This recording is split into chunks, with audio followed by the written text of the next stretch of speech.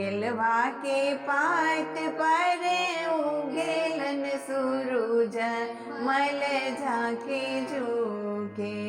हे करेलू छठ बरतिया से झाके झूके। हे करेलू छठ बरतिया से झाके झूके। हम तो से पूछी बरतिया बरतिया से केकरा लागे। हम तो से पूछी बरतिया बरतिया से केकरा लागे। करेलू छठ बरतिया से केकरा लागे। हे करेलू छठ बरतिया से केकरा लागे। हमरा जे बेटवा कौन ऐसन बेटवा से उनके लागे। हमरो जे बेटवा कौन ऐसन बेटवा से उनके लागे। हे करेलू छठ बरतिया से उनके लागे। हे करेलू छठ बरतिया से उनके लागे। अमरुदिया के पात पर उगेलन सूरज मल झाके झूके। अमरुदिया के पात पर उगेलन सूरज मल झाके झूके।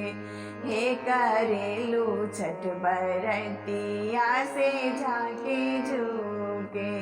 हे करेलू छठ बरतिया से झाके झूके।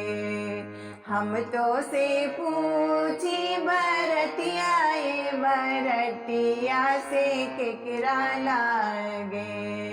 हम तो से पूछी बरतिया बरतिया से केकरा लागे। हे करेलू छठ बरतिया से केकरा लागे। हे करेलू छठ बरतिया से केकरा लागे। हम रोजे स्वामी कवन ऐसन स्वामी से उनके लागे। हम रोजे स्वामी कवन ऐसन स्वामी से उनके लागे। हे करेलू छठ बरतिया से उनके लागे। हे करेलू छठ बरतिया से उनके लागे। नारियल के पात पर उगेलन सूरज मल झाके झूके। नारियल के पात पर उगेलन सूरज मल झाके झूके।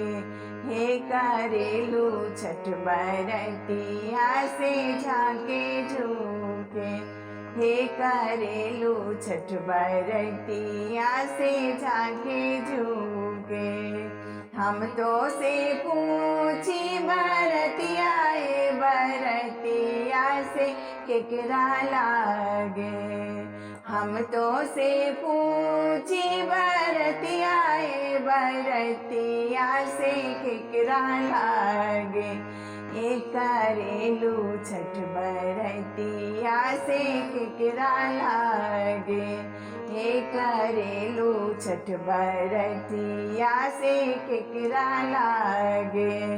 हम रोजे बेटी कवन ऐसन बेटी से उनके लागे।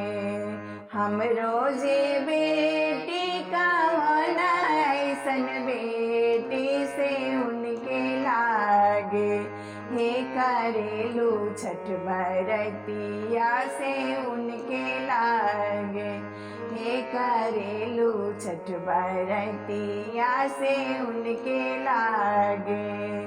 केलवा के पात पर उगेलन सूरज मल झाके झूके।